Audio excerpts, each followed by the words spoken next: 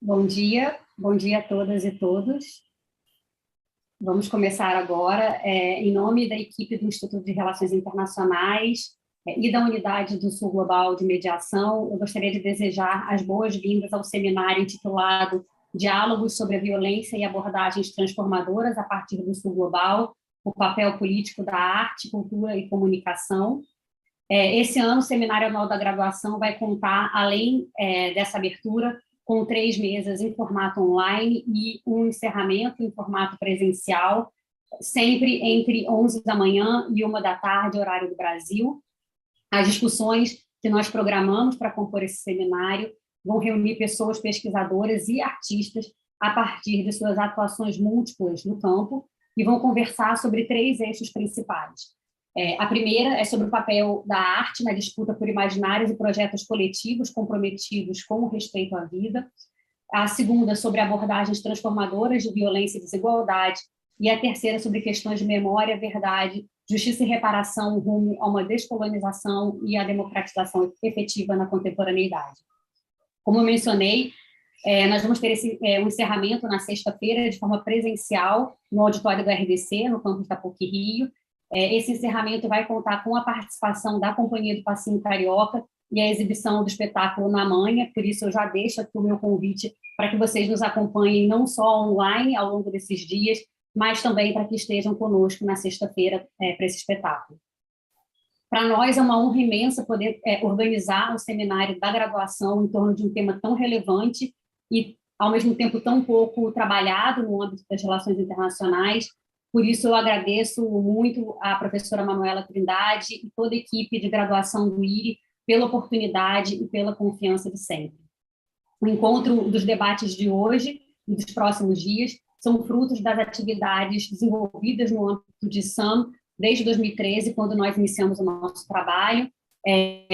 A unidade do Sul Global para Mediação, ou de SAM, é uma plataforma de pesquisa, ensino e aprendizado dedicada à produção, debate e difusão do conhecimento e expertise sobre o amplo espectro de atividades e mecanismos relacionados à construção da paz e à transformação de conflitos, partilhando um enfoque no Sul Global. Nossas pesquisas e nossas atividades são dedicadas a produzir conhecimentos e capacidades especializadas na área. O encontro de hoje é fruto de um projeto interinstitucional de pesquisa entre a PUC-Rio, a UERJ, a UFRJ e a Escola Superior de Guerra, que é desenvolvido no âmbito do DISAM, com o apoio da FAPERJ pelo programa FAPERJ Emergente. Por isso, nós agradecemos a FAPERJ e também a CAPES, pelo programa CAPES 30, pelo apoio ao evento de hoje. Para finalizar, eu queria agradecer imensamente a toda a equipe organizadora desse evento, Andréa, Gill, Marta Fernandes, Maíra Siman, Vitória Santos, Vitória Mota, Gabriela, Tatiane, pelo apoio na organização desse evento. Agradeço também a toda a equipe de tradução que vai nos acompanhar ao longo dos próximos dias. A Andréa, a quem eu vou passar a palavra, vai explicar um pouco mais sobre isso. Então, muito obrigada às tradutoras e tradutores que estão nos acompanhando, e também a equipe do Núcleo de Pesquisa e Publicação, IPPC, Cláudia Darzi, Vinícius e toda a equipe pelo suporte para tornar esse evento possível. Muito obrigada, pessoal. Bom dia a todas as pessoas aqui presentes pela plataforma Zoom e também pelo canal do IRI no YouTube. Como a Paula falou, me chamo Andréa Gill, estou como professora do IRI e faço parte do comitê de organização do seminário. A mesa de abertura de hoje se chama Reflexões a partir do movimento Strike MoMA, 2021 ao presente, notas sobre abolição, descolonização e futuros pós-MoMA. Essa mesa foi uma proposta de organização coletiva por parte de Maldonado-Torres, Nitasha, Dhillon e Kency, Cornejo, que se propuseram a abrir esse espaço de diálogo acerca de suas experiências de ação e reflexão política no campo das artes, das instituições culturais e educativos, por meio do movimento Strike MoMA, que vão apresentar em breve para nós em suas falas iniciais. O objetivo da mesa é recolocar o lugar da arte, da cultura e da comunicação em processos políticos, especialmente no enfrentamento à violência e processos de descolonização e democratização efetiva na contemporaneidade. Antes de dar início às nossas conversas, gostaria de fazer algumas observações em relação à tradução simultânea do evento de hoje. Esse evento conta com a tradução simultânea português-inglês, realizado por intérpretes formandos do curso de formação de intérpretes de conferências da PUC-Rio. Agradecemos à equipe pela disposição e auxílio indispensável para a boa realização do evento. Para que a tradução corra bem, pedimos que façam suas falas e perguntas pausadamente. Caso você queira ouvir a tradução, basta clicar no ícone do globo, que aparece na parte inferior, à direita do Zoom, e selecionar a língua português ou inglês, assim como a opção desativar o som original. Para voltar a ouvir as palestrantes na língua original, basta clicar novamente no globo e selecionar a opção desligado. Peço licença agora para seguir esse encontro em inglês, para poder facilitar a participação de nossas pessoas convidadas.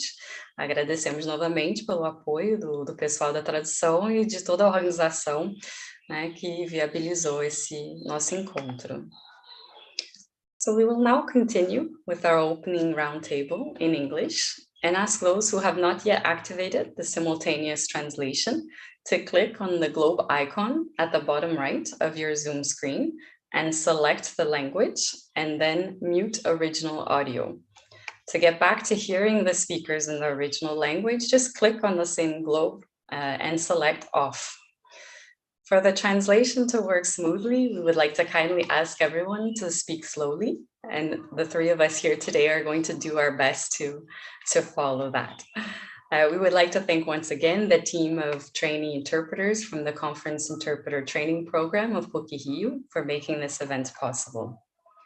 For those who are with us on the Zoom platform and the Institute's YouTube channel, we welcome your questions and comments by means of the chat function on both Zoom and YouTube throughout our conversation.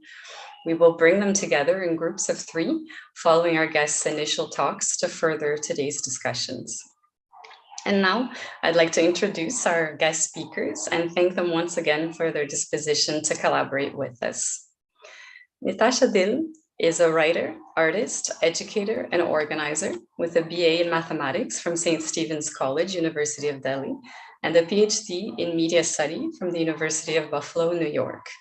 She also attended the Whitney Independent Study Program in New York and the School of International Center of Photography. Along with Amin Hussein, Dhillon is the founder of the MTL Collective, a collaboration that joins research, aesthetics, and action in its practice. The MTL Collective, in turn, has founded the global ultra-luxury faction, Golf, a direct action wing of Gulf Labor Artists Coalition, as well as MTL Plus, the collective facilitating Decolonize This Place. Decolonize This Place is an action-oriented movement that blurs the lines between art, organizing, and action around 6 strands of struggle: Indigenous struggle, Black liberation, free Palestine, global wage worker, de-gentrification, and dismantle patriarchy. Since 2016, Decolonize This Place has organized the Indigenous Peoples Day Anti-Columbus Day tour of the American Museum of Natural History in New York City, involving over 1,000 participants. Dhillon is a scholar practitioner working across several disciplines. Dhillon's writings have been published in October, Art Forum, Journal of Visual Culture, Hyperallergic, Dissent Magazine, Creative Time Reports, and Brooklyn Rail, among others. She's a contributing author with Paula Chakravarty to The Gulf, High Culture, Hard Labor, edited by Andrew Ross from Oregon Books. Nelson Maldonado-Torres is a professor of Latino and Caribbean Studies and the chair of the program in comparative literature at Rutgers University, New Brunswick. He's also the director of the Rutgers Advanced Institute for Critical Caribbean Studies, professor extraordinarius at the University of South Africa, and honorary professor at the University of KwaZulu-Natal in Durban, South Africa as well. He is a former president of the Caribbean Philosophical Association from 2008 to 2013, and co-chairs of the foundation, the Frantz Fanon Foundation, with Marielle Fanon.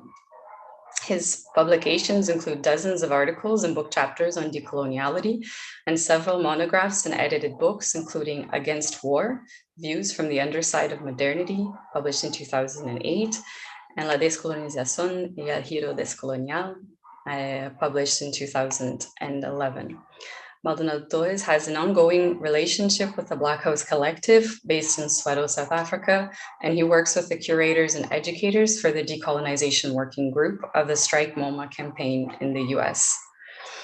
Unfortunately, Nelson will be unable to join us here today in person due to multiple complications that unexpectedly came up yesterday.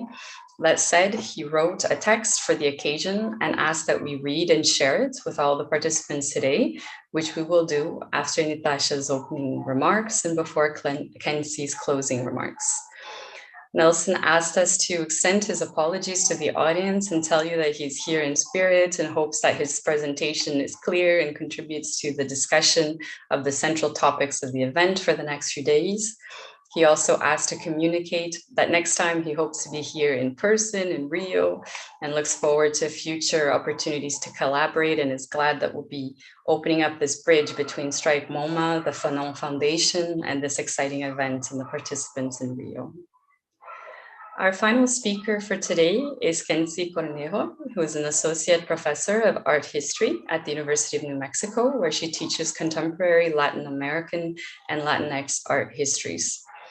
She received her PhD in art history and visual studies from Duke University, her MA from the University of Texas, Austin, and her BA from UCLA. She is also a proud first-gen and community college transfer student, born to Salvadorian immigrant parents and raised in Compton, California. Dr. Cornejo's experience with imperialism, institutional racism, and forced migration inform her political and academic endeavors. Her research and pedagogy focus on art of Central America and its US-based diaspora, visual politics and activism in the Americas, and decolonizing methodologies in art and art history. Specifically, she explores creative responses to femicide, immigration, prison captivity, transnationalism, gangs, and indigenous rights in Central America, as well as the role of art and visuality in coloniality and decoloniality. Her work has been published in the Latin American and Latinx Visual Culture Journal, ASLEN, a journal of Chicano studies, and the Oxford Research Encyclopedia of Literature and Fuse magazine, among others.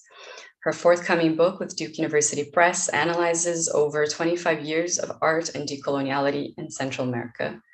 Thank you once again to all of you. So to get us started, Nitasha, the floor is yours. Thank you so much, Andrea, for that introduction. And I just want to say thank you to all the organizers and the translators for putting this conference together.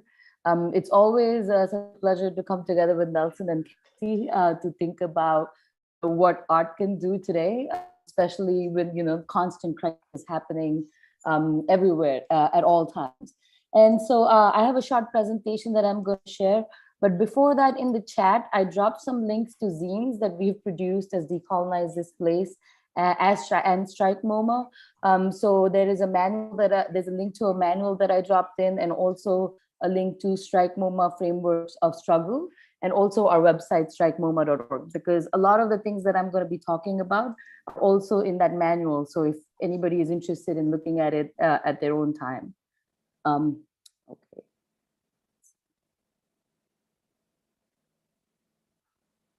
Okay, can you guys see the presentation? Okay. So before I begin, I just want to say that the work that I'm going to talk about over here is the work of many people and many groups and many struggles coming together.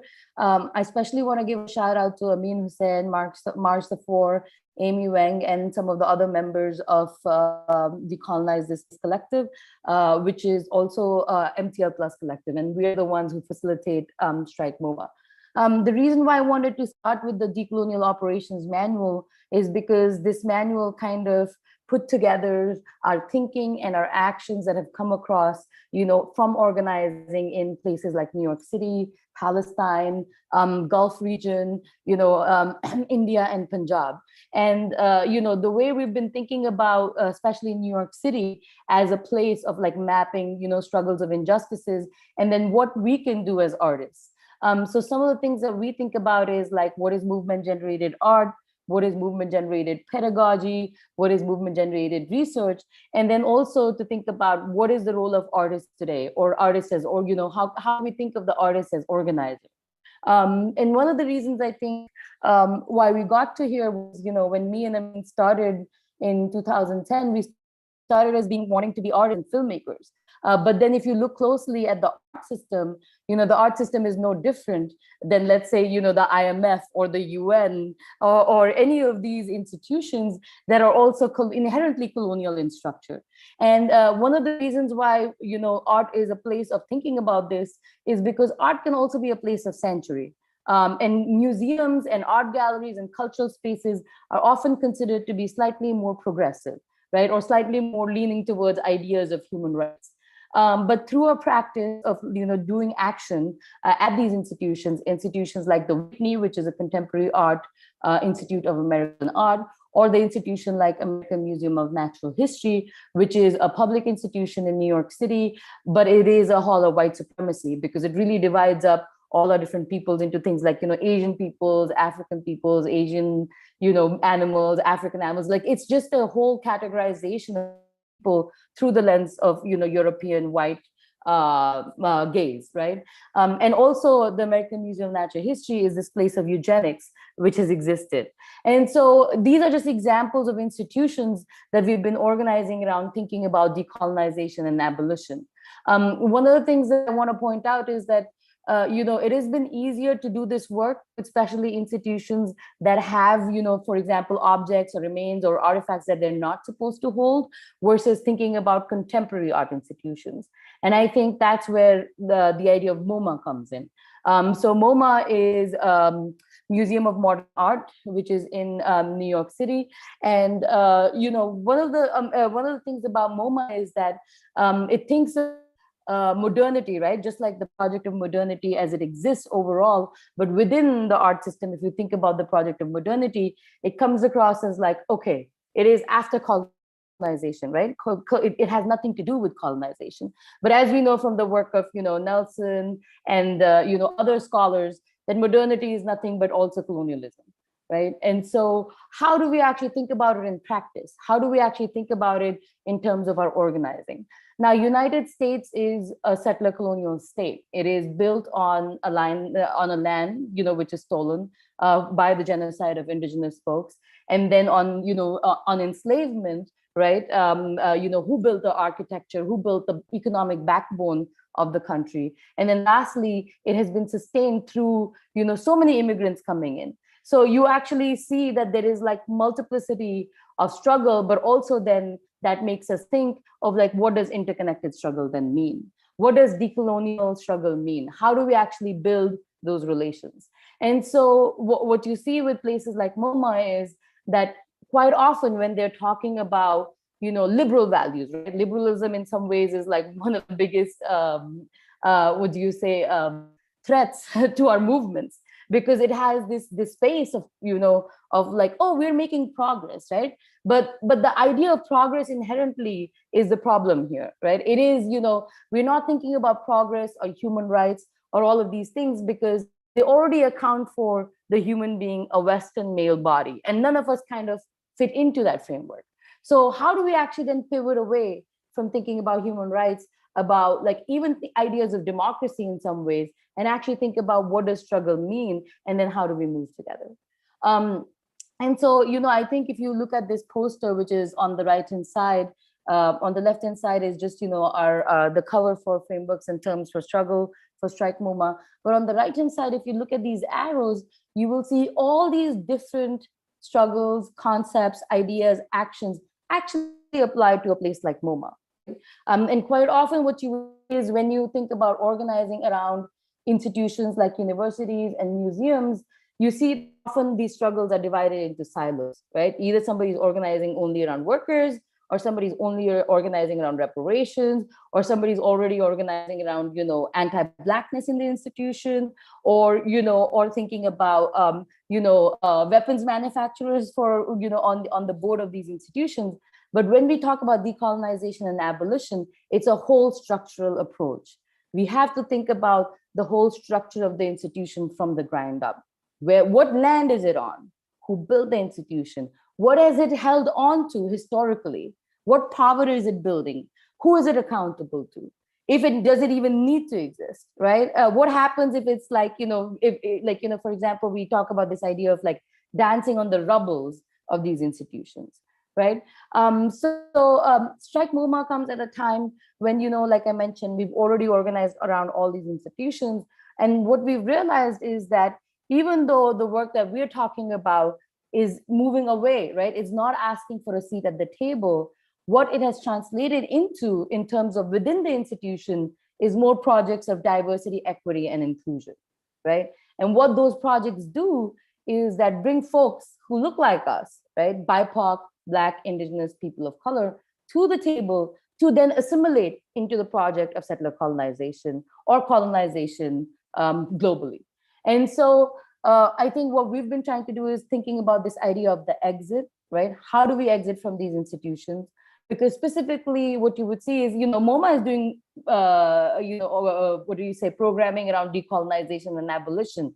Everybody is taking up these terms, but they are talking about a project of assimilation within that structure. So how do we exit? How do we actually think about questions and actions on our own terms, right? How do these questions about freedom and struggle not get mediated through these institutions? And I think, because it's an international relations conference, I think it's not that, it's very similar to other structures of institutions as well. We're talking about aesthetics today, the role of aesthetics. But if you can think about it in terms of pedagogy, you can also think about it in terms of law. And I think one of the things that we have to think about is that these frameworks, like law is not justice, right? When you go into a university and you go in for a pedagogical experience, that doesn't necessarily mean that it's a project of freedom of liberation. And I think similarly is the case with art institutions. And so when we think about aesthetics, for example, for us, for example, aesthetics is a whole way of sensing the world, a whole way of experiencing time and space. And right now we live in a colonial time and space. I'm from India. The nation state of India is just an inheritance of British Empire, the bureaucracy, the laws, the project of freedom, the project of the nation state in itself is this idea of a modern nation state, right? As if modernity is going to get us out of this mess. And so when we're talking about that project, then we're thinking about, okay, what can aesthetics do, right? What can the role of aesthetics do? And so what we do is then we go up to institutions like MoMA, we figure out, we map the whole area, what's around it. We think about who's on the board of the institution, and then we think of how can we come together? How can we take up these dead spaces of the institution to create a pocket of time and space that's outside this colonial logic of modernity, of settler colonization, of patriarchy, and all these different things. And so in some ways, then the aesthetic of freedom and liberation happens on our terms, right? We gather, we, think about the futures that we want to enact now. So a lot of these actions that we've been doing, they're actually, coming together and thinking about this together, right? It happens in the process of doing. Here's an example of a poster from 10 weeks of art and action at MoMA. This is something that is inspired from the Great March of Return in Gaza. Every Friday people go to the border in Gaza and protest the Israeli occupation.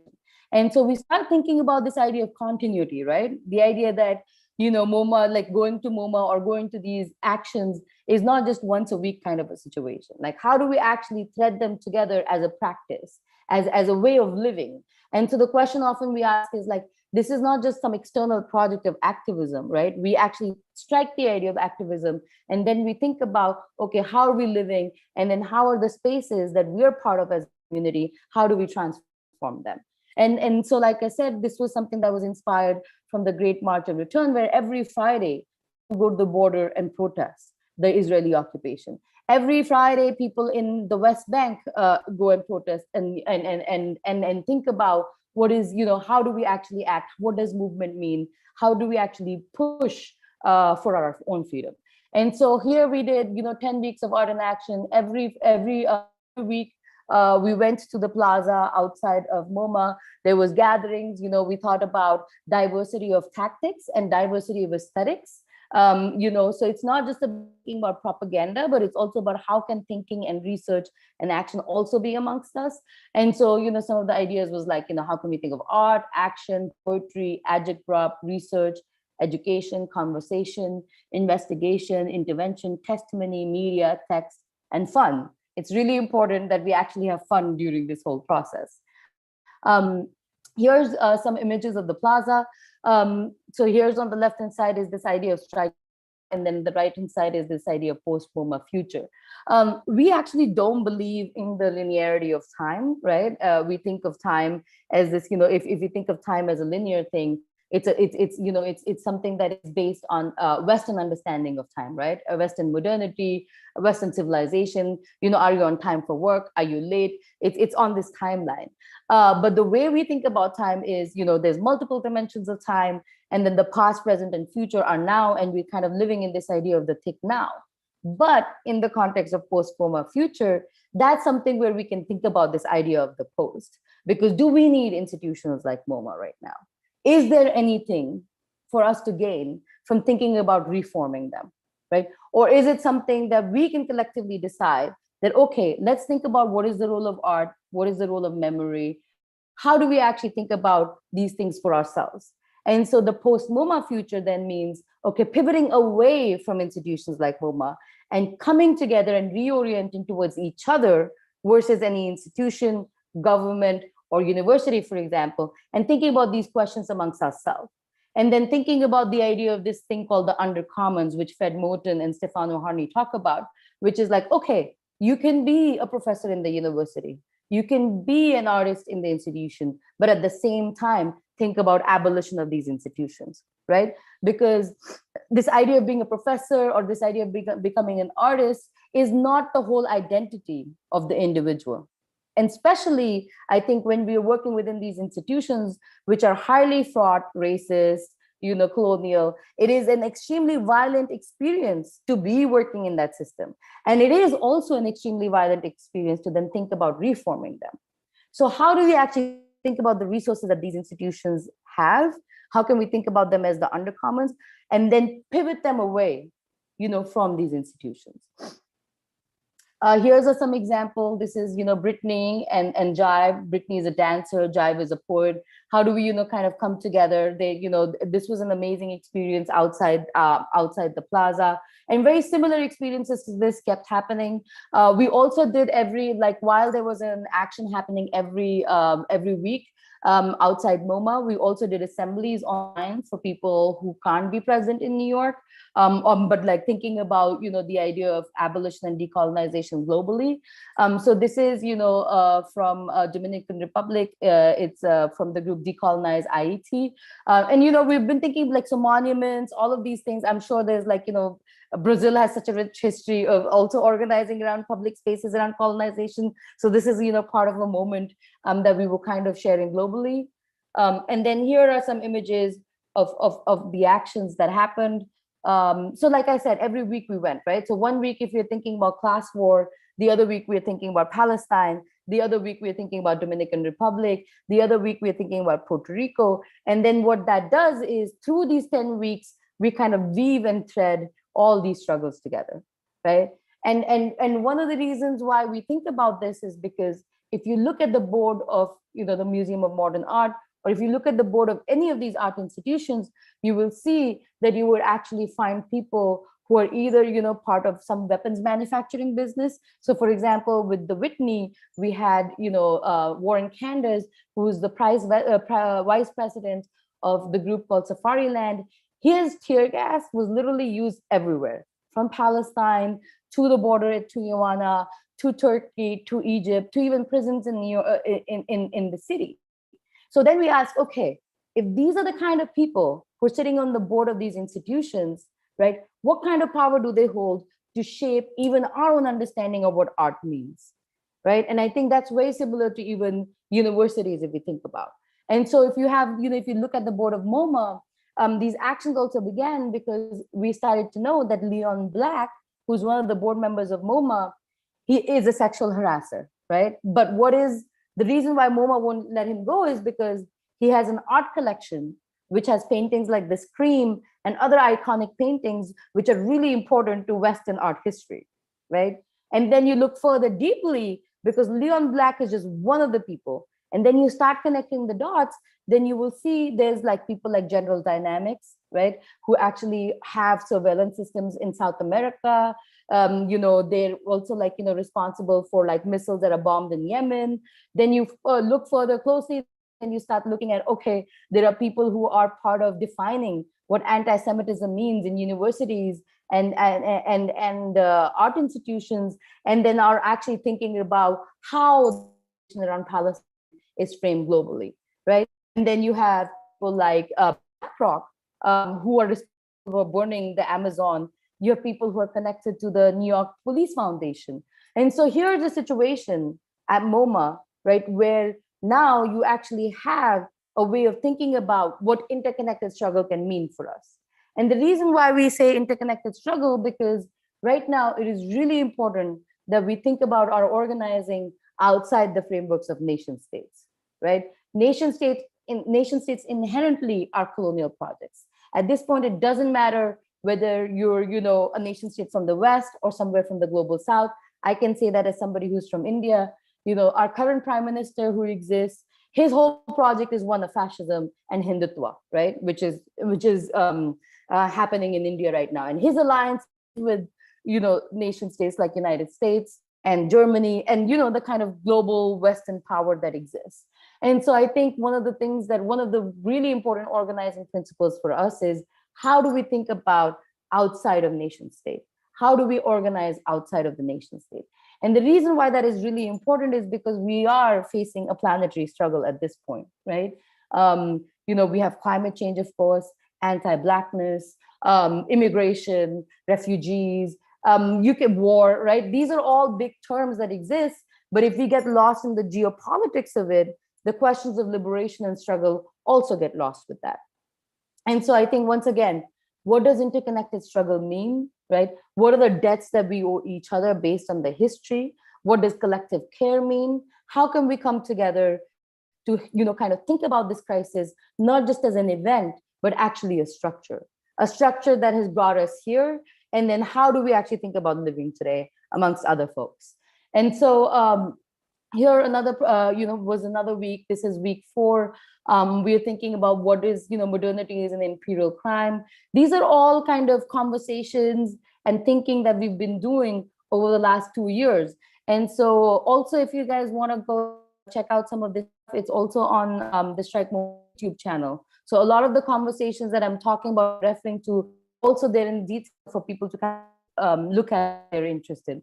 So for example, here's the poster. You can think about it: the Ruins of Modernity tour from the city to the museum. The wall separating the museum from the city always been an illusion. The Ruins of Modernity tour operationalizes this. We see the museum reflecting the same violence as nearby places like Columbus Circle and Billionaires. Did you know that attached to the museum is the ultra-residential skyscraper 50 West 53 MoMA Tower? Come take a look as we mark the sites and connect struggles. And so, some of the things that we do in these actions is mapping, right? Mapping sites of injustices inside the museum, outside of it, because what that does is allow us to kind of create a space to come together, especially in a place like New York City, where public spaces do not exist. Most of the spaces are privately owned public spaces, right? And actually, if you think about the art institutions as well, apart from, all this violence that I already talked about that these institutions do, also, most of the art institutions in New York City are major projects of gentrification and real estate, right? And they're actually part of expanding that. If you look at, a place like Whitney, it moved from the Upper West Side to Chelsea. And then what that did was increase the rent of that area. And then art galleries from Chelsea had to move to Chinatown, which pushed away many immigrants from Chinatown into Brooklyn, right? So one of the things that we think about then is like, okay, if you're talking about gentrification now, then gentrification is also this idea of long-term displacement on stolen land. And that's the connection that we have to make. So gentrification organizers today in New York can't ignore the fact that they're on stolen land, right? And so then the questions around what gentrification means or what housing means, or what pedagogy means, completely shift and get reoriented from this idea of demanding from the state or the nation state. So, this is another example, week 7, we're thinking about Palestine here, and everybody who's part of, the board of MoMA, who's part of that violence, and then how do other struggles kind of come and give a shout out. I think Kency is going to talk more about, Cisneros. That was also one of the weeks that we organized around, and I'll let Kency talk more about it. But Cisneros is somebody, the Cisneros family is part of mining in Dominican Republic, and also Cisneros' partner, Patricia Cisneros, then holds the biggest, for example, collection for Latin American art. So then how does that struggle that's happening in Dominican Republic against mining connect to a struggle in Palestine, right? And then how can we kind of have that conversation together? So here's, some examples of the organizing that happened around Cisneros. What I want to say is that coming together, dancing is extremely important part of actions, coming together and eating food, coming together and thinking about these public spaces. These are the ruptures and moments that allow us to push forward, right? Because one of the things that we've learned from doing these actions is that the state of works as counterinsurgency, but so do universities and museums. And at this point right now, from our experience of organizing, specifically in the art system, but also in the city of New York, it is very easy to say that most of the art is also a project of counterinsurgency, right? It's not that it has to be a cop to act like a cop, right?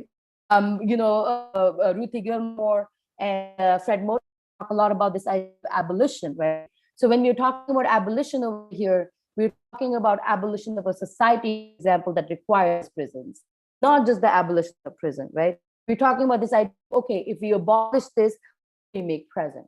It is inherently a constructive task. What do we create with the negation, right? So it's not negation, and it's also just a binary. And also, decolonization and abolition are also not about purity, right? So this is also something that we figured out in the process of doing. Here's projections that we did outside of MoMA. So once again, using all sorts of different tactics, diversity of aesthetics, be it a projector, be it in the plaza, be it dancing, be it singing, be it eating food, all coming around thinking about this idea of MoMA as a settler colonial institution, as a place which is is responsible for the violence for our communities, and then taking ownership of that place, right? And reorienting away from it to ask questions that are important to our movements today. So once again, under the museum, the university, the city is always the land. And we have to think about this idea of until all our lands are free. And I think this is a really important question, because in places like North America, it's much easier to say that, because, you're on stolen land. But as somebody who's coming from India, last, in 2020, we had one of the biggest farmers movement. Those are some images on the right-hand side.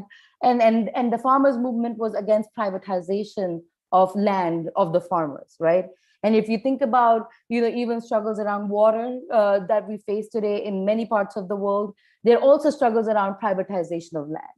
And so I think what we're saying with this idea of under the museum, the university, the city, the land, is that we have to think about our relationality to land in a different way. And we also have to abolish the idea of private property, right? We have to start thinking about the idea of the commons around that. So land should not be a commodity that is held privately, right? How can we think about then the land as a commons? And then what is the task of the museum and the university and the city in that project?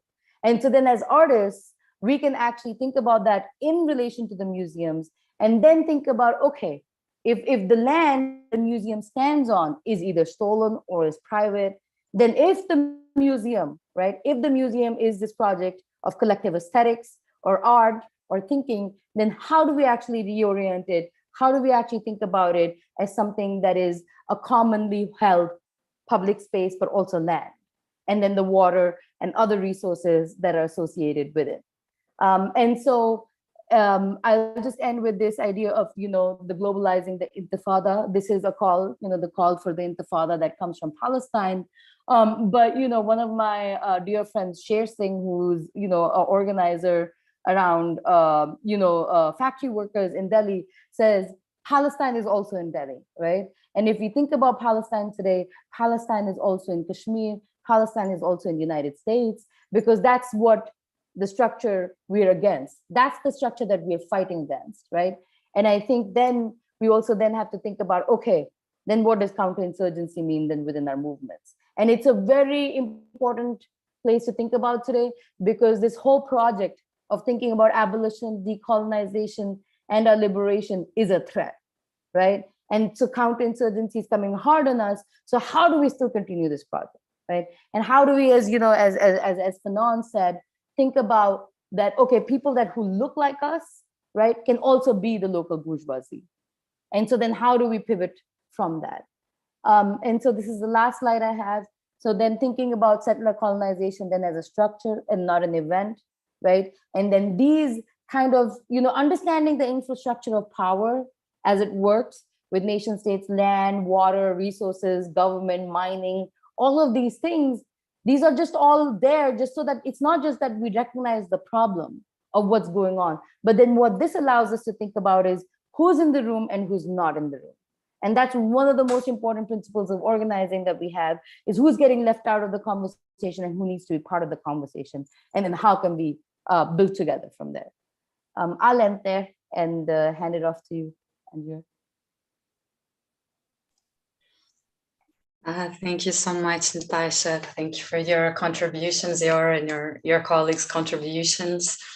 It certainly has opened up a lot of questions that connect with a lot of the different dialogues that we're hoping to have this week around the role of art and aesthetics in retraining our intellectual and political imaginaries, the possibilities of thinking about the reconstruction of memory, which will be the focus of Wednesday's roundtable. On Thursday, Rabbi Schilling will be bringing a number of reflections in the context of IR to rethink abolition.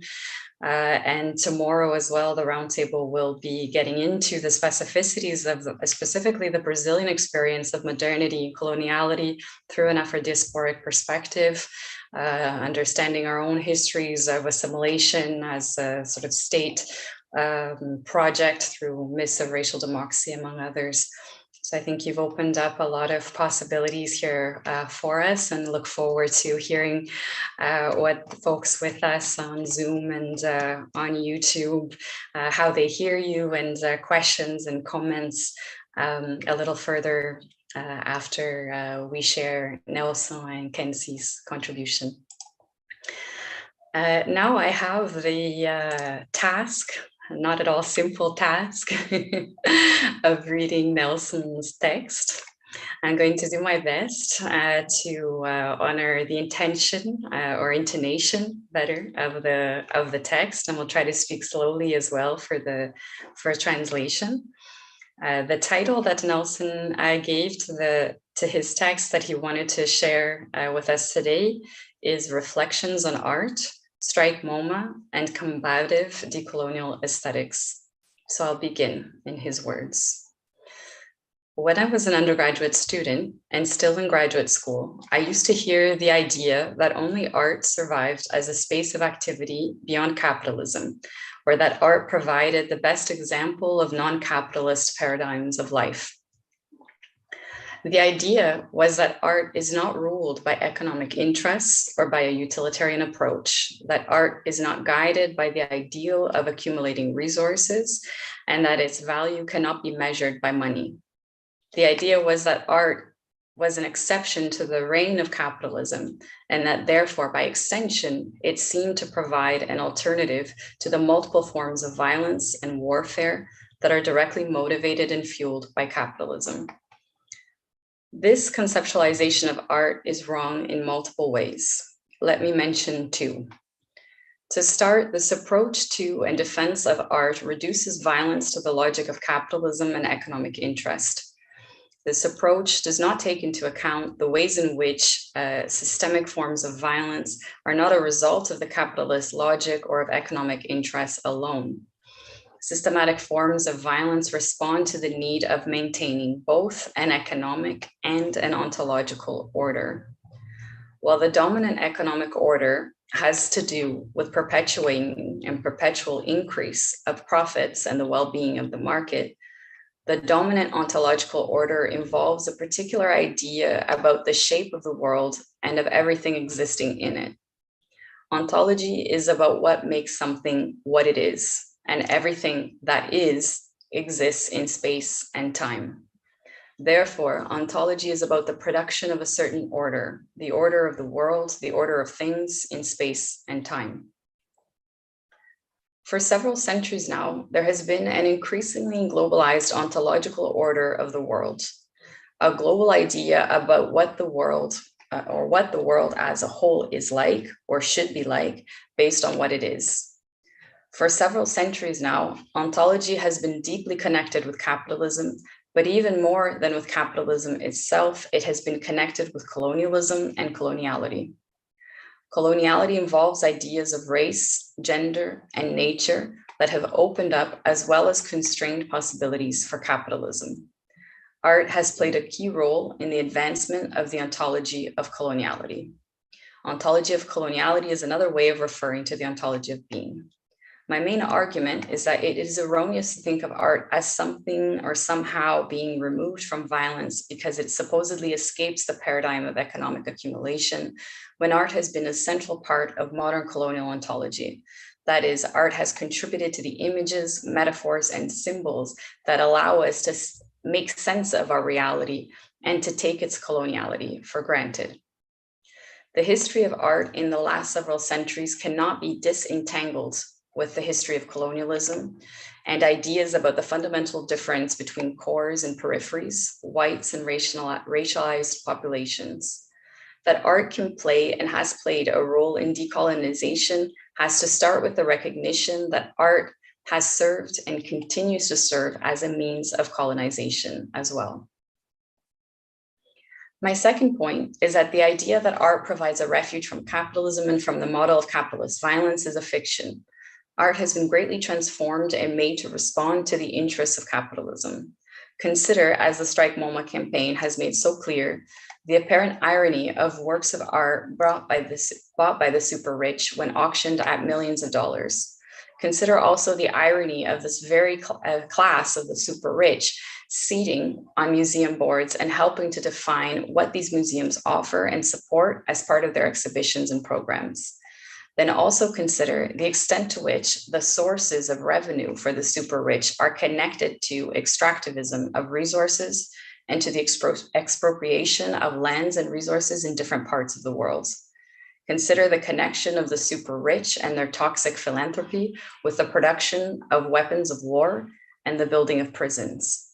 Insurgent movements within the world of art, such as Strike MoMA, make clear that for art to be an effective means against violence, art has to be both decolonial and anti-capitalist. Strike MoMA is a decolonial and anti-capitalist movement that offers an example of a combative form of decolonial aesthetics. References to decolonization and decoloniality have exponentially increased in the academy and in museums in the last decade, but many of these efforts that seek to include decolonization as a theme within colonial frameworks and within institutions that are ultimately driven by the capitalist logics. At best, the interests of hegemonic institutions and spaces in decolonization is a double-edged sword. On the one hand, it can open up new spaces for reflections and the study of decolonization, thereby exposing new publics and generations to the challenge of questions about settler colonialism and coloniality, while on the other, it can lead to a certain commodification of the idea of decolonization as it is converted into primarily a research theme or an object of curation. In this process, the meaning of decolonization and the decolonial are reduced to the measure of the work and actions of the privileged subjects in institutions like museums and universities, the professional curator and the scholar. Severed from grassroots movements that advance decolonization, the meaning of decolonization is made to adjust to the horizon of possibilities and the ethos of the modern colonial liberal arts and sciences, and decolonization becomes an area of specialization rather than an imperative that challenges the very definition and practice of being a curator, an artist, or a scholar. Different from liberal projects of tolerance, critique, diversity, and inclusion, and even decolonization, Frantz Fanon taught us, and he quotes Fanon, excuse me. He quotes Fanon saying that he taught us to set out to change the order of the world, and it never goes unnoticed, for it focuses on and fundamentally alters being. For Fanon, decolonization can never be simply a research topic or a theme. For him, decoloniality is first and foremost a struggle, a combat. For example, he referred to, and he quotes Fanon, a third stage, a combat stage, where the colonized writer, after having tried to lose himself among the people with the people, will rouse the people. Instead of letting the people's lethargy prevail, he turns into a galvanizer of the people. This in The Wretched of the Earth. Based on Fanon's approach to decolonization, last year, on the occasion of the 60th anniversary of Fanon's death, the Frantz Fanon Foundation launched a call for reflections and actions of combative decoloniality. The foundation released a statement where it declares that combativity is different from mere criticism. For the Fanon Foundation, combativity, and he quotes, is about the path from individual to collective responsibility, and it requires the will and ability to connect with others and to engage in collective movement against coloniality. The combative attitude is, like combative literature, resolve situated in historical time. This he quotes from The Wretched of the Earth, and it is dedicated to the effort of building, in Fanon's words, the world of you. This in Black Skin, White Masks. Art plays a key role in the maintenance or alteration of being, since it has the power of reinforcing or disrupting the perception of time and space, as well as shaping and reshaping feelings and thoughts. Art can also generate questions and become an extension, if not a quintessential expression, of the questioning and the creative body subject and collectives in the process of decolonization. This is exactly how Strike MoMA, among many other efforts, mobilize a combative decolonial aesthetics against the violence of capitalism and coloniality. Building on an entire decade of opposition to settler colonialism and coloniality in places like New York City and Palestine, organizations and projects such as MTL Plus and Decolonize This Place, among various others, joined forces in the formation of the International Imagination of Anti-National Anti-Imperialist Feelings, IIAAF, and took the New York City Museum of Modern Art to tasks. The context included a second major wave of Black Lives Matter and the COVID-19 pandemic in 2020. The strike provides major insights about the meaning and the mode of operation of a non-extractivist and combative decolonial aesthetics that can successfully escape or at least mitigate and provide a path away from the coloniality of the liberal arts and sciences, hegemonic art education, art history, and curation.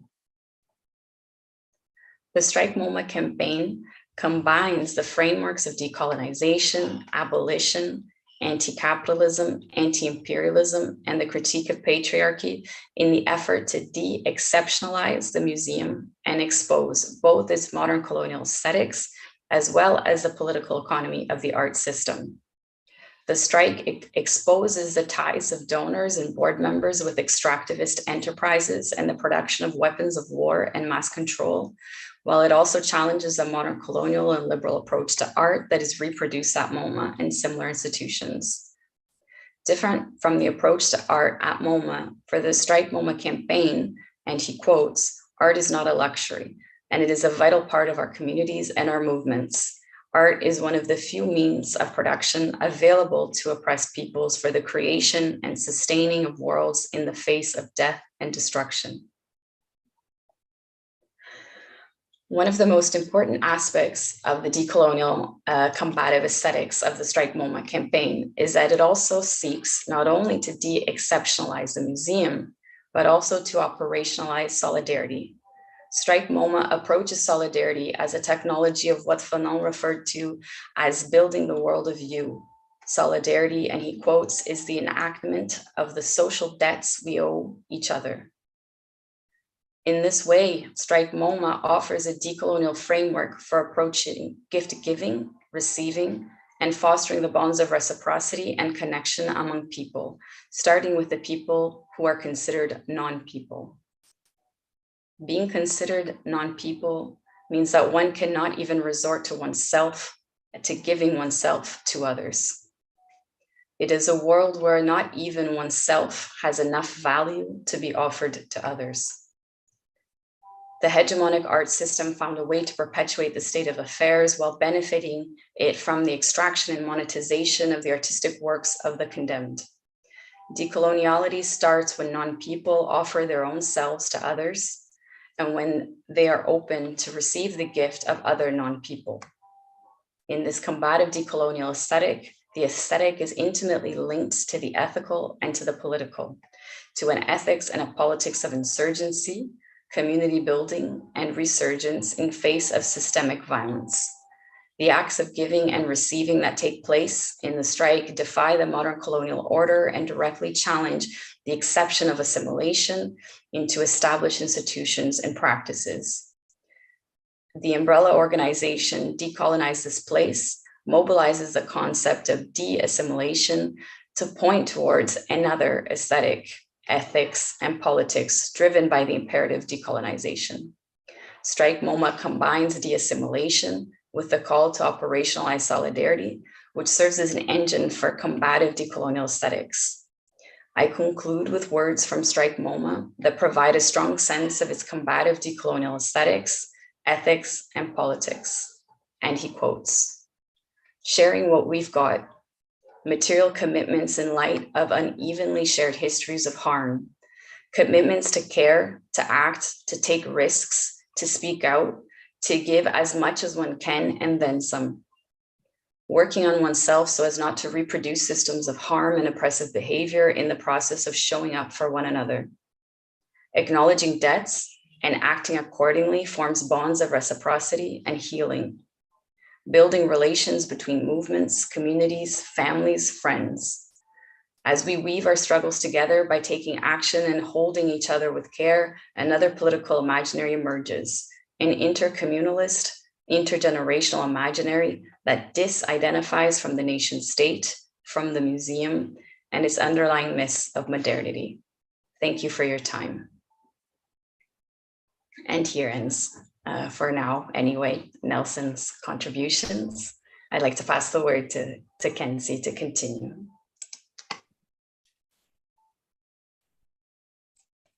Can you see this? Yes, okay.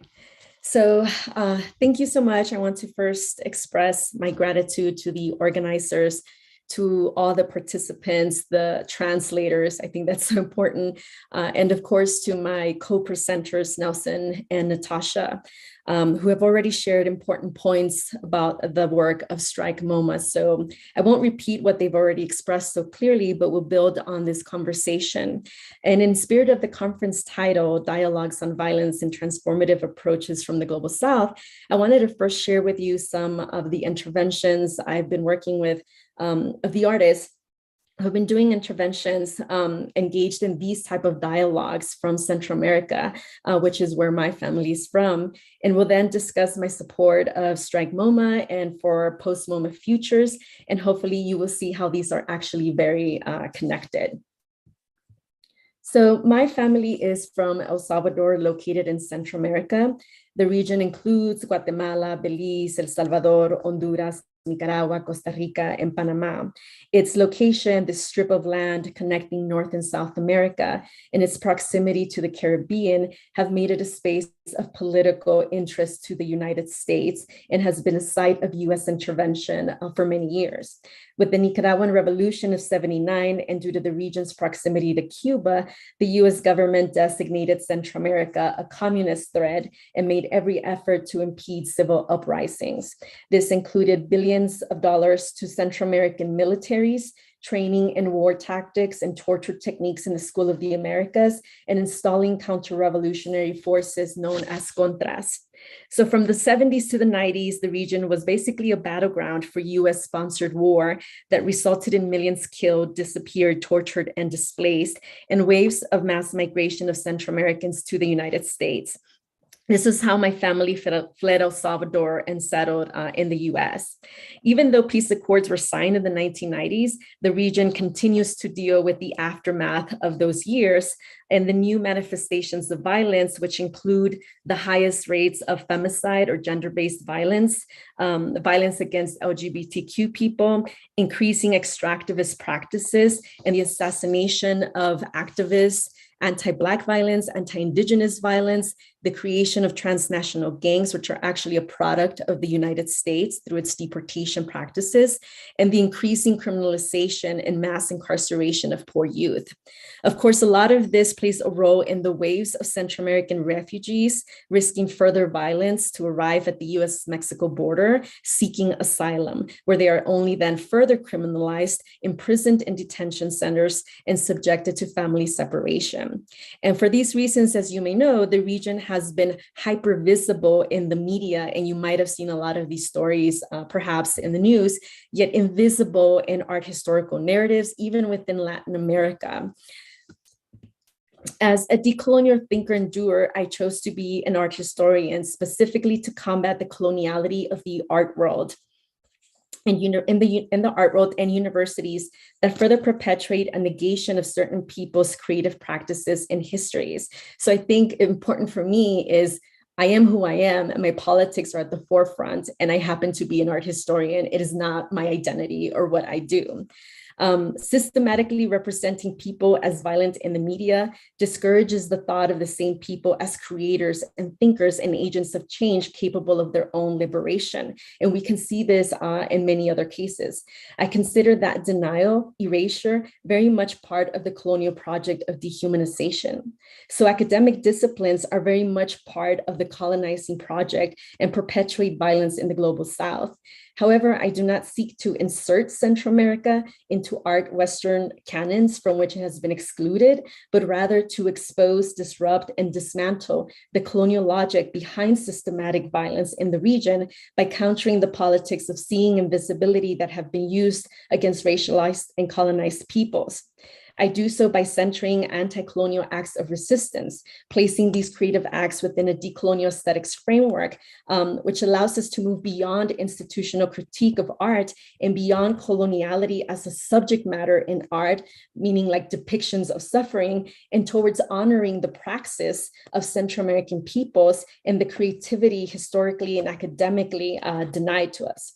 By a decolonial aesthetics, I mean an anti-colonial reconfiguration of visuality, art, and its principles from the perspective of those whom colonial logics places outside the realm of Western art histories, theories, and practices, and importantly, outside of humanity. So with that said, and we can come back again to some of these points, I want to share a brief few examples of the type of violence affecting Central Americans and of how artists in Central America are exposing such violence and injustices in the region. I'll focus on two themes, neoliberalism and criminalization, and anti-Indigenous and anti-Black violence. Then I'll conclude by tying it back to my support for Strike MoMA, because we will see that this is part of the interconnected struggles that is key for Strike MoMA. So many artists are exposing the criminalization of people through these neoliberal policies. In the case of Central America, such as Central American Free Trade Agreement, CAFTA, which has proven to make living conditions unbearable and criminalize the most vulnerable sectors of the region and contributing to the rise of gender-based violence. This is the Honduran collective Arteria, which has addressed such economic devastation, noting its consequences on gendered violence. In Central America, proliferation of sweatshops in the 1990s as the result of the neoliberal model generated these conditions for exploitation and violation of the rights of women workers. Such aggression extends beyond the confines of workspaces, of course. For instance, during their commutes to and from work, women get raped, murdered, or simply disappear. Maquilas are now notorious for the danger they pose for women. Yet as a result of their structural position in the global economy, these women are forced to take this risk. Often when their bodies are found, authorities label these women as sexual subjects, lacking value, lacking worth, and lacking respectability for seeking employment away from home and working late hours. In other words, they are criminalized for falling victims to the dangers the system generates. The same rhetoric applied to women migrants when they are criminalized and condemned as unfit mothers for bringing their children to the border, whom they're actually just seeking to protect. In CIP 504, the collective interviewed women and workers on their conditions and commissioned them to make 1,000 small white t-shirts as part of the art piece for distribution. The small t-shirts consisted of a logo, CIP 504, the acronym for Free Trade Zones, and the number code dialed when you call somebody in Honduras. Printed on the t-shirt label was a poem that read, and this is what it says: "Wash my soul with cold water, machine dry, that with time you don't consume my fibers, iron out my fears at medium temperature, but don't iron out my faith, 100% human, care instructions inside." With the label, the collective reinforced the human aspect of labor and gendered violence, often disregarded in systems of neoliberal policies, one that is centered more on production and exportation than the livelihood and human rights of its workers. The artwork brings attention to the commodification of impoverished women who are worth less to the nation state than the cheap material goods they are hired to produce, and instead are criminalized when they fall victim to the conditions this very system generates. As part of the intervention, the collective traveled to various Latin American cities like Tegucigalpa, Cuenca, La Habana, and San Jose, where members handed out flyers in the streets announcing the arrival of this product that could be obtained free of charge. In each of the cities in which CIP 504 was distributed, the collective Arteria also held a series of lectures, debates, and public interventions with social workers, philosophers, and economists. So this was one way that the collective was intervening public spaces, bringing this work in collaboration with some of the women who worked in these sites. In another intervention titled Se Busca, a Salvadorian artist, Dani Zavaleta, highlights how CAFTA also produces the criminalization of those who work in unregulated, non-capitalist, or non-market informal economies, that is like street vendors, bootleggers, merchants of counterfeit clothes or pirated music and movies. For the work and the action, Zavaleta created a series of old Western style Western posters, each featuring the portrait of a known vendor with a pirate-eyed patch over his eye. Above the portrait, the artist included the words "Se busca, piratas del centro," or "wanted, downtown pirates." And below the portrait, one finds physical descriptions of each, their location, and the crime that they are wanted for, such as vendors of CD or vendors of toys. For the piece, Zavaleta also spent time interviewing downtown vendors and learning of their work and challenges as the Salvadorian government initiated a campaign to remove all quote-unquote illegal vendors from the city's downtown area without offering any alternative economic opportunities. This alone would leave 36,000 families unemployed. But important to note is that the campaign stems from one of CAFTA's policies, in which participating nations are also required to protect US intellectual property rights, which means the policing and criminalization of vendors whose livelihood depends on this informal economy and piracy. The artist also intervened in the city of San Jose, Costa Rica, plastering the wanted posters all over the city, often amidst already existing graffiti, thus blending into an aesthetics of unlawful practices. As people walked by and questioned who was being searched, the artist was able to explain the context and critique behind his work, allowing him to engage with citizens on the farcicality and travesty of such criminalizing practices. This logic of inherent suspiciousness and illegality, systematically ascribed to poor youth, migrants, women, and racialized people, is a contemporary tactic of criminalization that aligns with the colonizing practices of declaring certain bodies fundamentally criminal, therefore undeserving of humanity, thus less than human and hence disposable.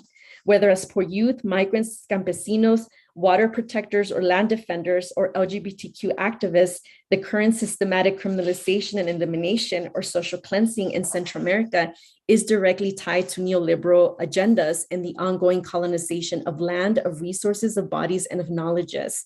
This concern is evident in the broader Central American artistic community, of which these artists are part of, who also expose and condemn the escalating social cleansing of the most marginalized in the region through mass incarceration. And a lot of these prisons are mysteriously burnt down with many incarcerated people inside of them. So it is this other type of violence.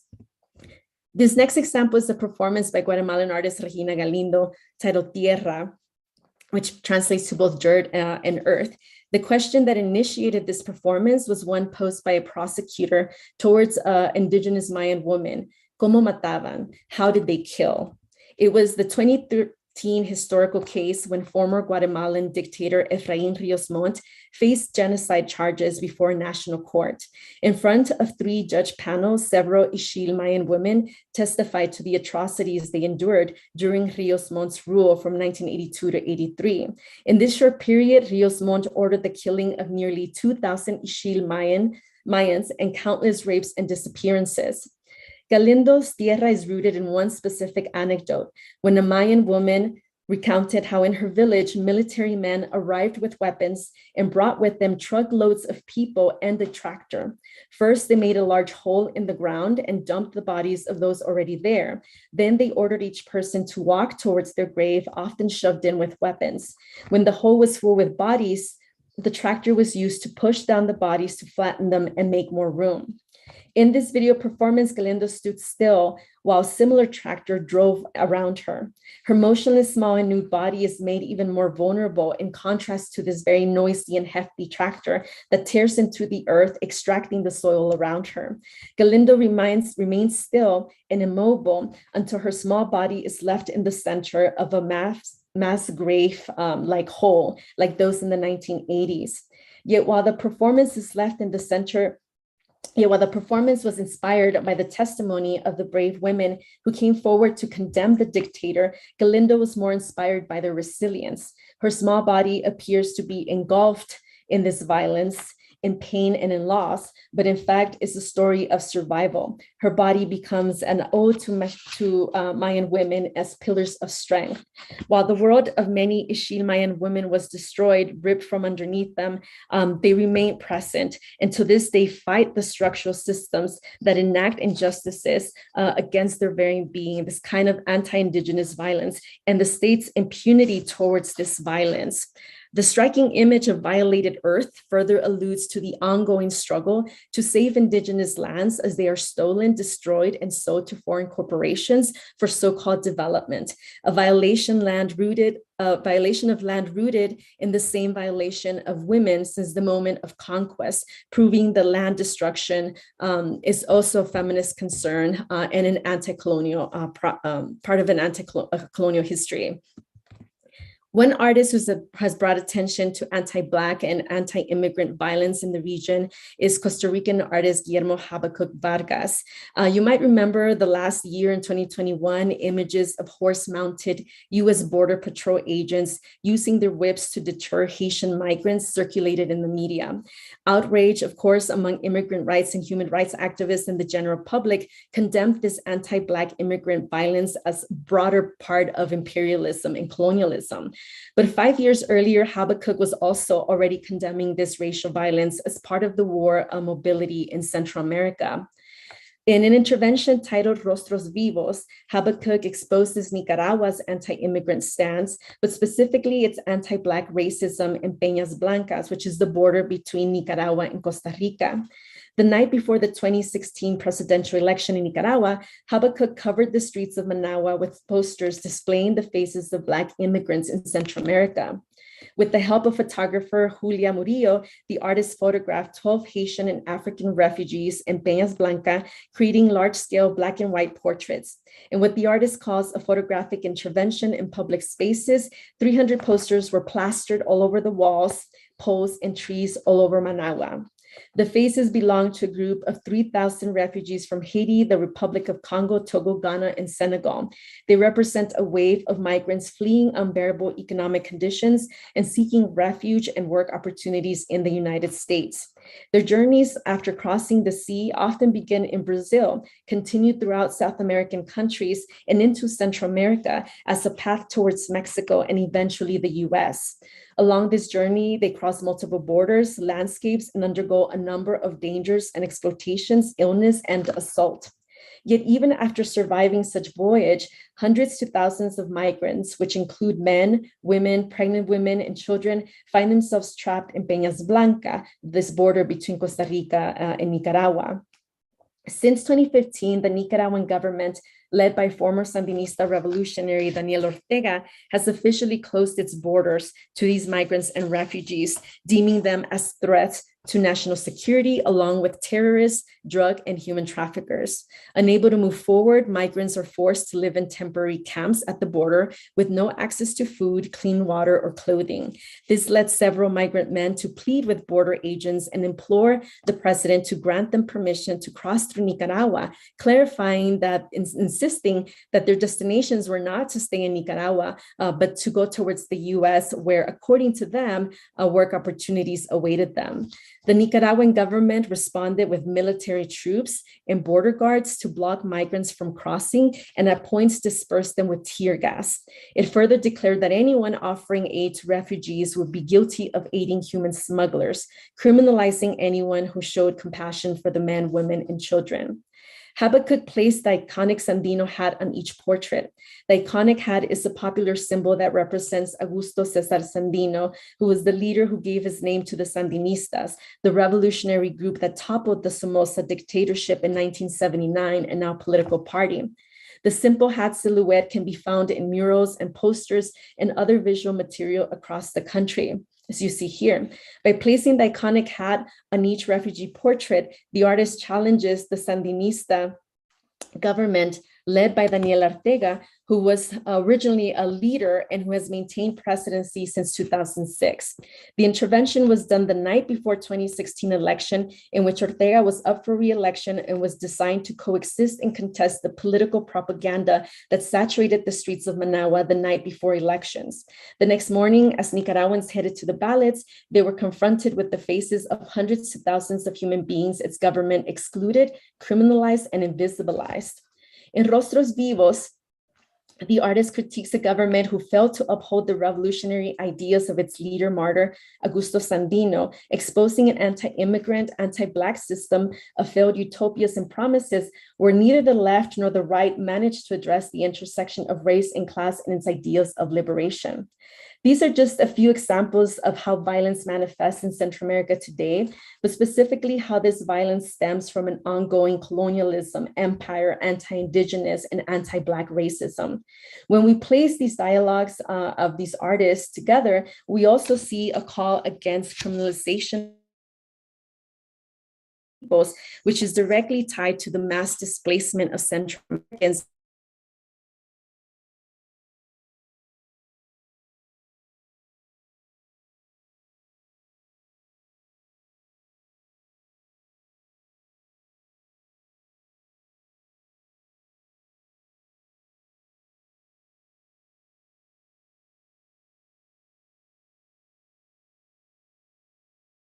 non-human.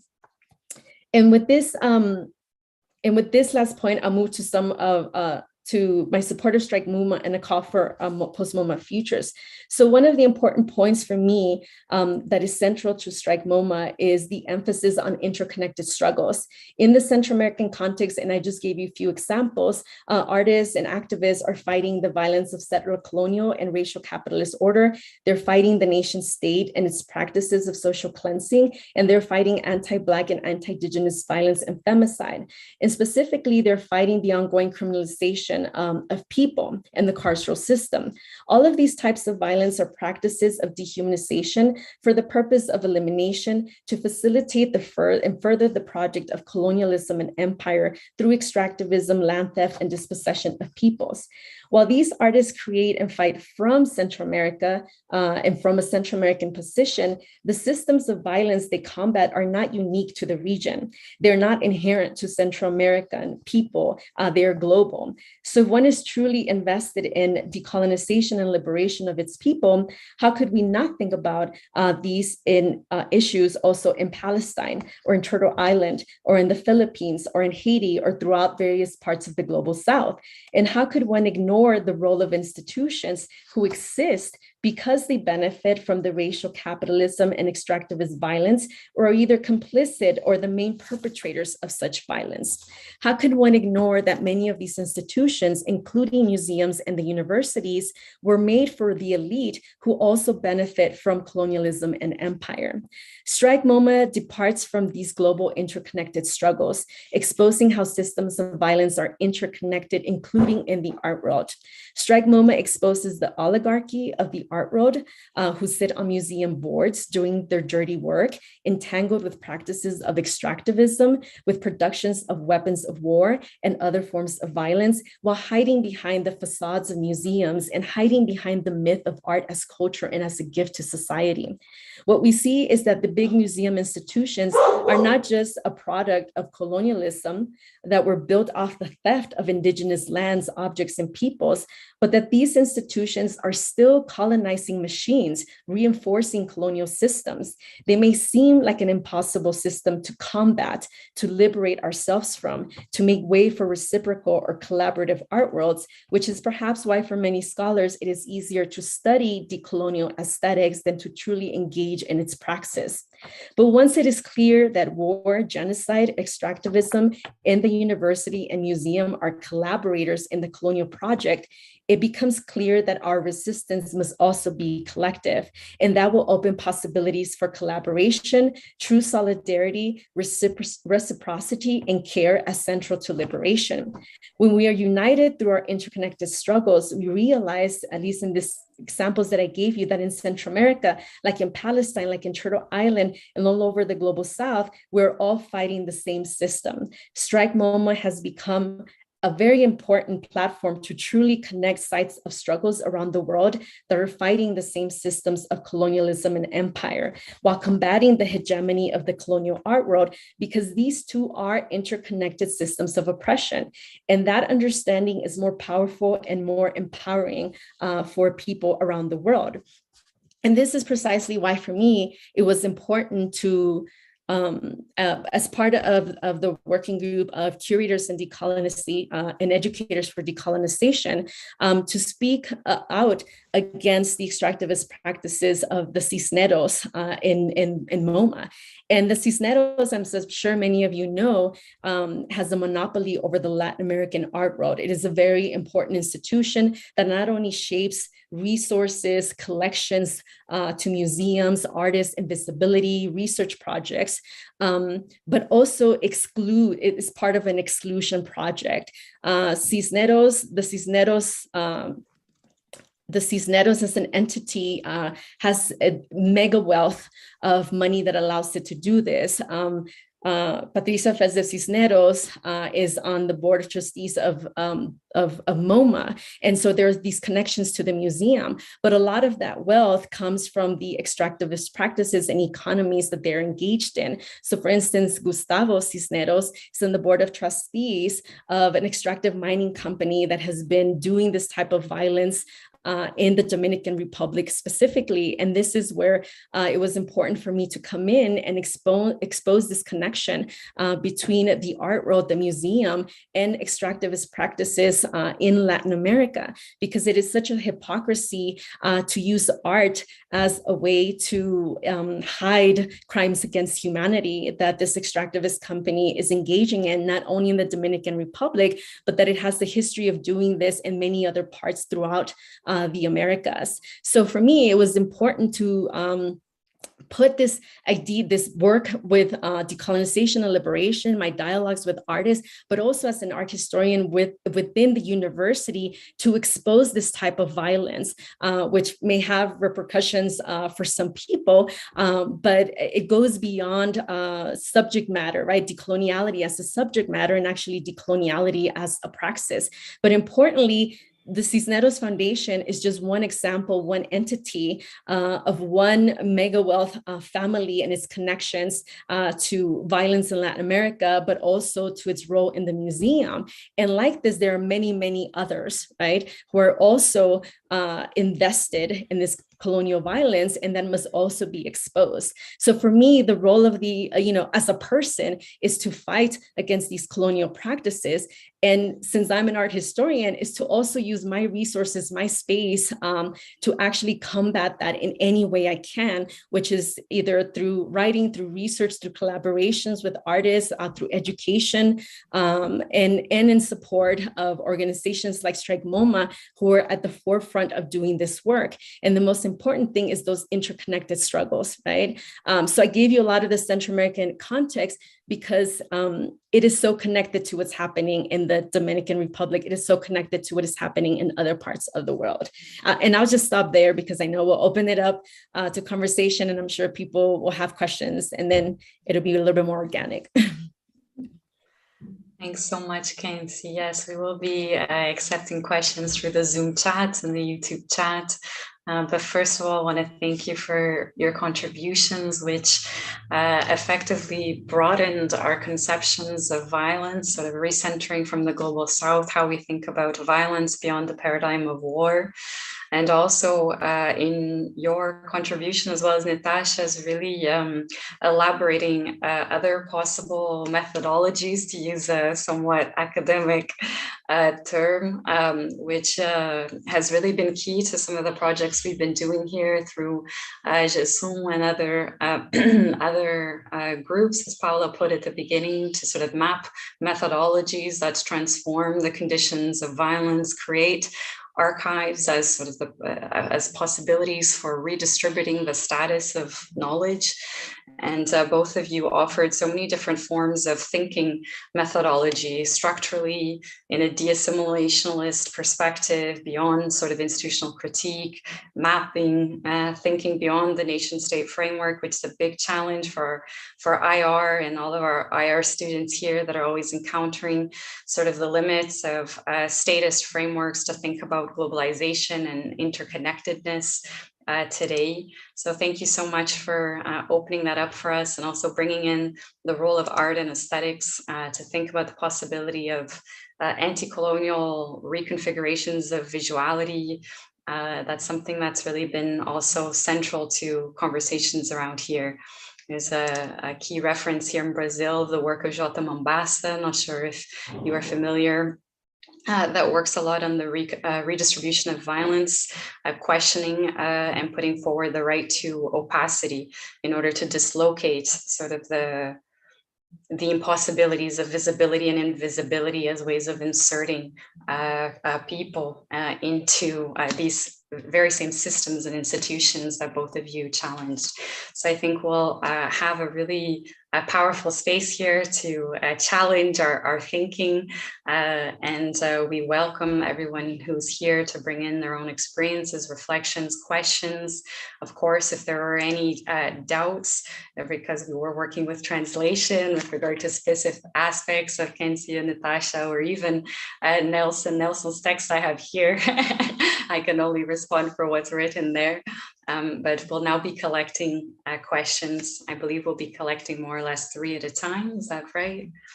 I'll see what's come in here. While these come in, Nitasha and Kency, if you'd like to respond to anything, of course, in the contributions that each of you brought, you're very welcome to do so. I just wanted to say, Kency, it was really nice to hear about the specific artists that you're kind of working with in Central America, because I think that even though, we're part of this interconnected project, it's really good to look at specificities of the struggle, because sometimes it can get lost, because we're facing overdose of information and what do you call, constantly getting feeds on something's happening here or here or here. I think at the same time, it's really important to look at the specific context of what's happening at different places, because even though we might have gendered violence everywhere, there's very specific that is there, with Central America and disappearance of women and indigenous women specifically, to let's say, what's happening, let's say in India or other places, or even Palestine. And I think what also in this kind of interconnected struggles, I think what also helps is then also realizing what are the technologies of violence that the oppressor uses, because as somebody who's been has a history of resisting the British Empire in my own family, you realize this idea of collective punishment, right, which the Britishers used, then now also is what Israelis are using, but now with technology and other forms of oppression. And now, I mean, technology in the kind of way technology is promoted, right? Because even fire is technology in some ways. So, I mean, it's really good to hear that, because I think it kind of makes these connections even stronger in the kind of understanding of their context. So. Yeah, thank you. I mean, I think that, we think of violence as so abstract, right? Almost the way that decoloniality, decolonization have almost become abstract, because they have also been appropriated in this conversation where it's so easy to just throw the word out, right? So violence is abstract, decolonization is abstract, and even art or the role of the museum becomes abstract. And I think it's important to both, as we're combating these struggles, and it's a planetary struggle, like you mentioned, it's also important to see the specificities and how violence is not totally abstract, right? There's very tangible ways in which colonialism works. And I think understanding the mechanisms of colonialism in the contemporary, both in parts all over the world, but in the museum and in the art world and in the university, makes it more clear to identify specific sites of combating those systems, right? Of being enraged, right? Which is something that in previous conversations with Nelson, we talked about rage as part of that combative decoloniality that he was talking about, right? Once we know how violence works, and how this isn't a thing of the past, even in areas where supposedly there is no more war, where there is peace, we see the aftermath, we see the legacies, and we see the ongoing role of empire. And then it's hard to not be enraged, and it's hard to not want to do something. And it's hard to not connect that with what's happening in other parts of the world. And so when we think even about borders and migration, I don't know how it is in Brazil, but in the US, Central America is always represented as this, nomadic people, victims lost in the border, who are then criminalized and detained, forced to stay on the other side. They're visible in anti-immigrant rhetoric, which denies that humanity, but we rarely think of them as creatives, agents. We're doing the work, the anti-colonial work against the nation state, right? And when we see this, we can think about borders as not just the US-Mexico border, but to think about the border in Palestine, and to think about the border, between Costa Rica and Nicaragua, and to think about the border in other places, and then really just think about border imperialism, right? And how that is another part of the struggle. So, I think it's so important to think both about the big concepts, but then also the specificities, because I think that's what really makes those connections visible. right? And I mean, and Strike MoMA is, I would literally say, as an art historian who thinks about this a lot, the only site of collaboration, of praxis, of anti-colonial praxis that is not just about theorizing, that is not fighting for inclusion or visibility or assimilation, but is actually trying to disentangle this colonial logic from the art world, but not just the art world, right? From the world that we live in. And that's also, you can't have it just one or the other, right?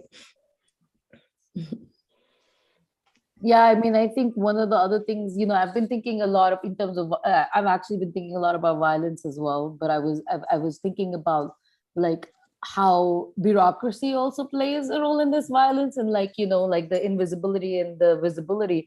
Of course, when you see it, that, you know, that, for example, the violence of women is, you know, is differently acknowledged, that even like war violence, for example, right? Because like like disappearing women, right?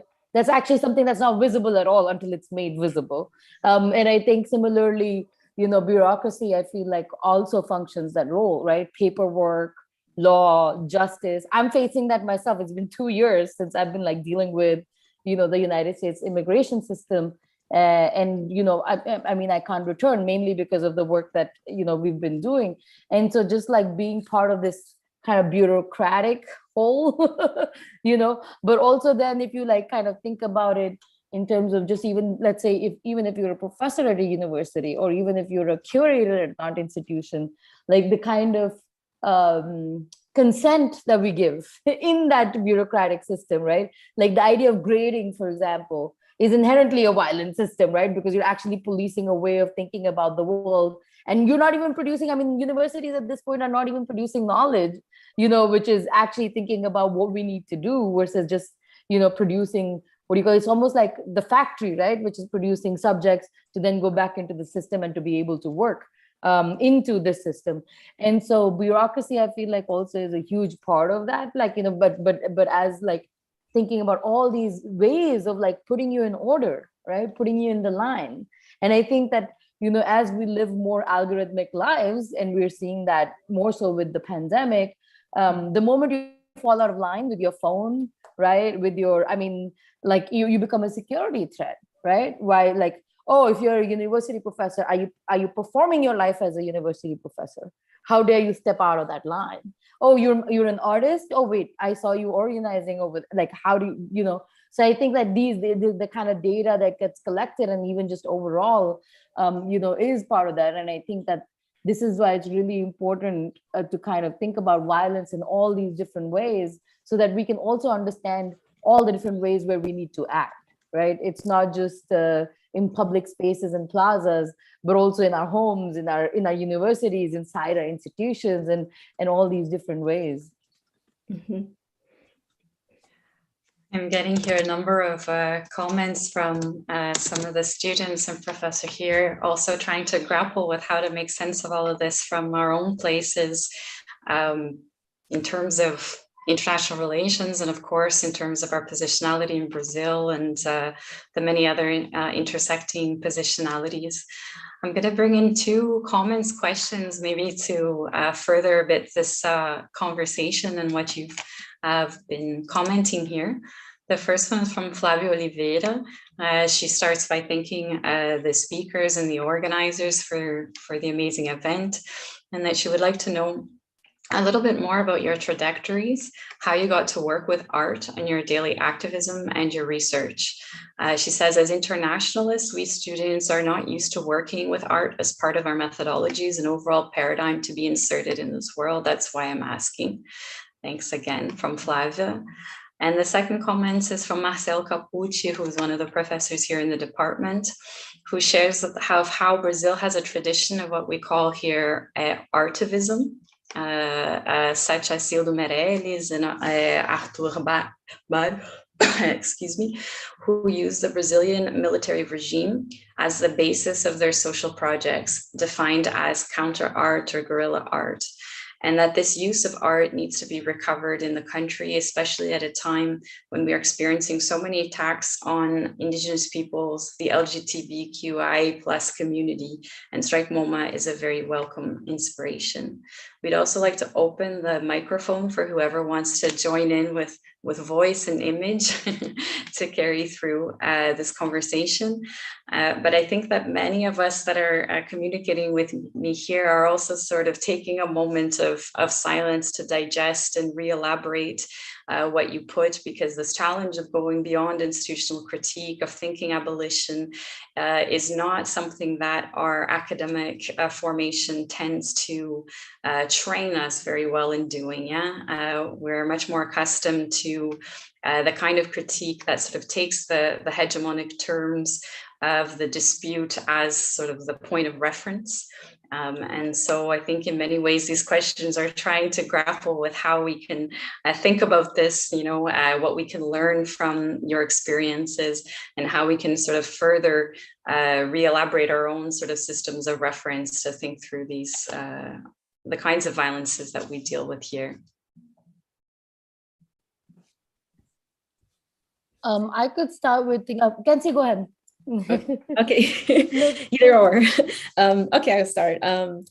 Yeah, I guess, all of these are connected, these questions. So thank you for that and those comments. For me, just personally, as a trajectory, I have to say that my whole trajectory has always been with the mentality and understanding that I'm not supposed to be here, right? I'm not supposed to be in the university. I'm not supposed to be an art historian. I'm not supposed to be a professor. And that stems from the fact that, my family was displaced, forced out with migration because of this US intervention in war in El Salvador, right? So I grew up in an immigrant family in Los Angeles, and I grew up with people, refugees, family members arriving in our home and telling stories of what was happening. So I learned at a very young age of military oppression, of violence, of disappearances, of torture of our families and friends back home. So to me, violence was always very real. It was always very tangible. I knew that it was happening. I knew that it led to basically why I'm even in this country and why my family left. And then I understand how institutional racism worked as well, growing up in Compton, California, which is an inner city that is predominantly African-American and Mexican-American communities. But there was always this invisibility, right? This trauma of not speaking of the atrocities that were happening because my parents were still afraid of the governments, right? So I grew up with all of this understanding, but also in a family of artists. All my family members were self-taught artists. So it's what I learned before I could read or write, basically, right? So to me, art and politics and history were never separate things. They weren't things to study. They were always part of just my life and way of living and existence. I won't go into the long story of my trajectory into the university, but just to say it was not easy, right? Because I think what Nitasha was referring to, the bureaucratic violence, there are systems in play that are designed to train people at a very early age to behave a certain way, to assimilate politically, physically in this world, to navigate it a certain way. And this happens in the educational system, right? So that was always another battle. But for me, it was important to be in art history, not because I like the field, it's actually very violent, very Eurocentric, but because I wanted to intervene, dismantle, destroy, and build other spaces. So for me, it was a political choice to be an art historian. And there were not a lot of people like me when I was in these spaces, and there was not a lot of people working on the things that I was working. In fact, I was told my work was not art historical work. And for me, that was great, because that meant I was doing something else. So my whole mission has been, again, not to include in art history, but to undo that logic from within the university. And that's a very difficult thing, because it is exhausting, it is tiring, it is oppressive, And that's why many people, it affects them physically. And I think that's why solidarity and collaboration is also really important, because it's important to nurture each other, to, you know, use that energy and support our struggles. And then we realize we're not alone, right? So that's a very simple sort of way that I got into being an art historian, out of all things, right? But, you know, I agree with, in terms of the comment on the Brazilian artists who were doing all of this work during the dictatorship. I think it's so important that Brazil was doing that in the 60s and 70s, but it wasn't just Brazil, right? It was happening in Chile, it was happening in Uruguay, it was happening in Mexico City, it was happening in the US. There was this movement of liberation in the 60s and 70s with, you know, we think about the Black Panthers and the Young Lords, all of these people who were coming together to use art as intervention and expose the violence of the nation states, of the military, of the governments. And a lot of these histories are also erased from the art historical narratives, because it is convenient to erase that this actually already happened, that there's precedence for this, right? And we have to almost relearn these histories of artists and activists who have been fighting imperialism and colonialism for many, many years. And that's where the part of historian part of me comes in, because I think it's important for me to recover these histories, to put them out there, and to also teach them and allow my students to explore those histories as well, right? So I'm interested in, after Nitasha, you know, responds to the comments and questions, and how, as you know, the university, many people here, I'm assuming, are from the university or students, right? What do you see? How do you see the university playing a role in this as well? And I'm interested to also, you know, learn from some of the experience and anecdotes that that you may have. So, Nitasha. I'll keep it short, because I'm also interested in hearing from folks in Brazil as well. So my own trajectory, I'm from Punjab, which is, you know, in north of India. My father went my father was part of the Indian Army, and my mother was a teacher and a housemaker. But also, like, my great grandfather, for example, he fought both the world wars for the Britishers as a soldier. And so, and then the other part of the family is farmers. But, you know, I think my own history is that, you know, in terms of, I'm Sikh, so it's like a very kind of like a double-edged relationship that we have with the state. In 1984, you know, the prime minister then opened fire, like there was a genocide that happened in Punjab, and like, you know, that's like 10 minutes away from my house, where my family is. But also, like, we've had the history of the partition of Punjab, right, and other places as well. But I'm specifically mentioning Punjab because that's like associated with my history. But like the Pakistan border is like 26 kilometers away from my house, and my grandmother on my dad's side was from Pakistan. So the idea of border and war, and then on top of that, my dad was in the Indian Army, so I've seen war in Kashmir as well. So, you know, this double-edged sword that I was talking about is that, you know, Sikhs, for example, are highly sought after in the army, and are highly part of the assimilationist project of the nation state of India. But also at the same time, they're part of the de-assimilationist project for thinking about Punjab as something separate from like this Hindutva identity that exists. And I think when the farmers movement that happened last year, which was, you know, basically a lot of folks from Punjab and Haryana just came to the borders of Delhi and like deoccupied it for a whole year with food, prayers, cooking, education, all of these different things. That's just something that is part of our way of doing things, like community work, right? Like actually thinking about food as, you know, as these things. And so in some ways that's always been part of my history. But like, you know, when I was growing up, like also the idea of nationalism for India was a huge part of like what I was brought up with. And I think that was some of the unlearning work that I had to do myself to understand, oh, how this is actually an extremely violent project to, you know, kind of assimilate with. And so I did my undergrad in mathematics in Delhi, and then I picked up photography. So my kind of entry into art was the thinking about the image. How can the image can we even think about representation in the context of images? And as somebody who was trying to be a photographer in India, I first started off with wildlife photography and very quickly realized that it's insane. Like For example, if you go for any of these festivals, I went for one of them, and literally 100 photographers, like the ones you see at BBC, National Geographic, were storming these places in India. And for me, that was like the first experience of like, what is going on over here? Like, who are these people taking away these images? What are they framing? What is the context that they're providing?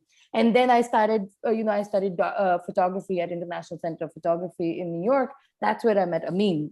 And Amin's, background, he was raised in Palestine, been part of the first Intifada. And we started talking about war and these, structures of power and violence, and started thinking about what can even an image do today, right? And I think that's where we now have come to this idea of like, oh, we have to move away from the idea of representation. And I think that what we realized, through this kind of practice of 10 years is that then the art system that we wanted to be part of is very much the same project, that, for example, law is, because Amin was a lawyer. And so like now I think over time, what's happened is like, at this point, you can even think of any field. Even if you think about, let's say, mental health, you realize that even the field of mental health is so structured by what Western civilization thinks humanity is, that it's rendering a whole people disabled, right, in a way that they can't be participating in this project, right? So like, for example, my brother has just moved to Canada, and I've just had a nephew there, and this is the first time we're all dealing with like raising a child in the West, and like actually looking at how people are labeling him, right? And so like, again, like the violence goes like kids of refugees, immigrants get labeled differently, than the ones who are already part of the system. And so in some ways, about this point of like, how do you get to art? I feel like at this point, like the way I think about it is like, what are spaces of sanctuary that can be created? Be it the university, be it the art system, be it like, the court system, or whatever we can think about, there's always a way to reorient and move away from it. And so art in some ways at this point has just become a question of how are we living, right? Because that's where we're at, like how are we living and how are we not reproducing that violence, but also taking care of each other while resisting and doing and acting, which is really important. Lastly, I would say like, in relation to art, yeah, we've had also very like, I just wanted to talk mainly about the term artivist and artivism. I think one of the things is that we have to be very careful with, especially when these projects of decolonization and abolition are getting so much taken up by academy and the art system, is also who builds these frameworks, right? And where are these frameworks coming from? For example, artivism was something that, Tania Bruguera talks about from Cuba. But now if you actually talk to a lot of artists from Cuba, they have their own critiques of Tania Bruguera and the structures and the systems that she is using, for example, in terms of talking about violence in Cuba. I think very similarly, this idea of artivism also comes from idea of, social practice, right? And as somebody who's been working in New York, it's become very clear how social practice, the terminology of social practice, also gets used by the government and the cultural affairs ministers.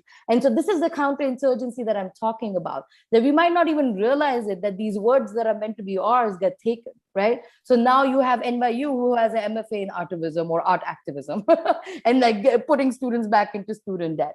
So I think like, that's why I was saying that it's so important to kind of reorient away from these institutions, because they're also defining like what our own project of freedom is, because the capitalism is always changing, right? Capitalism is always rendering itself relevant.